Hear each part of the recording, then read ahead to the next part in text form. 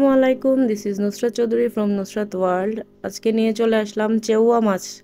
চেউয়া মাছ ঢাকায় অনেক সবাই খায়, সবাই অনেক মজা করেই খায়। এটার সিলেটি ভাষা কি আমি জানি না, ঢাকায় এটাকে চেউয়া মাছই বলে। সো এখানে আধা কেজি চেউয়া মাছ আছে, এটা আজকে মেখে বসাবো। তো প্রথমে দিয়ে দিব পেঁয়াজ কুচি।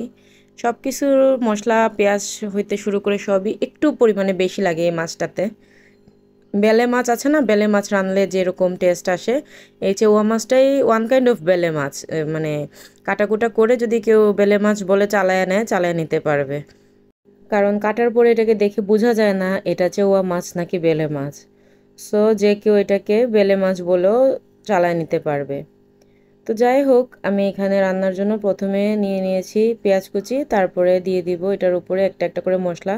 প্রথমে দিয়ে দিব আমি মরিচের গুঁড়া। মরিচের গুঁড়া দেওয়ার পরে আমি দিয়ে দিব হলুদের গুঁড়া। সব কিছু একটু বেশি পরিমাণে দিতে হবে। হলুদের গুঁড়া দিয়ে দিলাম, তারপরে দিয়ে দিব আমি পরিমাণ মতো লবণ। এটার সাথেও আবার যে কেউ আলুও মিক্স করতে পারবে, আমি অবশ্য শুধু মাছটাই রান্না করেছি। তারপরে দিয়ে দিব আদা রসুন বাটা, তারপরে দিয়ে দিব নর্মাল সয়াবিন তেল যেটা একটু, এবং সরিষার তেল, দুইটা মিক্স করে দিব। কেউ আবার শুধু সরিষার তেল দিয়েও রান্না করতে পারবেন, শুধু সয়াবিন তেল দিয়েও রান্না করতে পারবেন। তো আমি দুইটাই মিক্স করে দিলাম। তো এখানে সরিষার তেলও দিলাম, সয়াবিন তেলও দিলাম। দিয়ে দিব কয়েক টুকরা কাঁচামরিচ। তারপরে ভালো করে এটাকে হাত দিয়ে মাখতে হবে, চটকানো যাবে না, মাছ থেতলে যাবে।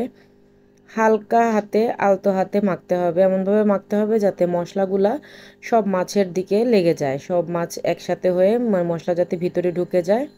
ভালো করে মেখে, যদি কারো হাতে সময় থাকে সেক্ষেত্রে 5-10 মিনিট এভাবেই মেখে রাখতে পারেন ম্যারিনেট করার জন্য। আমার সময় ছিল না, তাই আমি মেখে রাখতে পারি নাই। সো এই তো আমার মাখা হয়ে যাচ্ছে প্রায়। এখন আমি হাতটা ধুয়ে পানি দিয়ে দিব। তেমন একটা পানি লাগবে না, হালকা পানি দিলেই চলবে, কারণ মাছটা খুব তাড়াতাড়ি সিদ্ধ হয়ে যায়। এই মাছ আর বেলে মাছ হইতে সময় লাগে না, ওয়ান কাইন্ড অফ পাবদা মাছের মতো। পাবদা মাছও তো অনেক কম টাইমে রান্না হয়। সো হাতটা ধুয়ে আমি পানি দিয়ে দিলাম, দেখতেই পারতেছেন পানির পরিমাণ খুব একটা পানি দেওয়া লাগবে না। তো এখন আমি চুলায় বসিয়ে দিব। ভালো করে মাখানো হয়ে গেলে আমি এটাকে চুলায় বসিয়ে নিব। পানি পর্যাপ্ত পরিমাণে দিয়ে চুলায় বসিয়ে নিব। তো দেখতেই পাচ্ছেন চুলায় বসানোর পরে যখন বলক আসছে তখন আরও পানি ছেড়ে দিয়েছে, মনে হচ্ছে যে পানি ডাবল হয়ে গেছে। রান্না করতে সময় একদমই কম লাগে। তো এই তো আমার চুলায় বসানো হয়ে গেছে, বলকও চলে আসছে। আমি আবার কিছুক্ষণের জন্য রেখে দিব।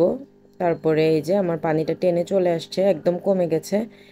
তো এই তো এই পর্যায়ে আমি নামিয়ে দিব। আমার কাছে ধনিয়া পাতা ছিল না, তাই আমি ধনিয়া পাতা দিতে পারি নাই। আপনাদের কাছে ধনিয়া পাতা থাকলে অবশ্যই আপনারা ধনিয়া পাতা দিয়ে নামাবেন। এবং সবাই আমার জন্য দোয়া করবেন, আর সবাই আমার সাথে থাকবেন। আমাকে লাইক কমেন্ট শেয়ার করে আমার সাথে থাকবেন, আমাকে সাপোর্ট করবেন। আসসালামু আলাইকুম, আল্লাহ হাফেজ।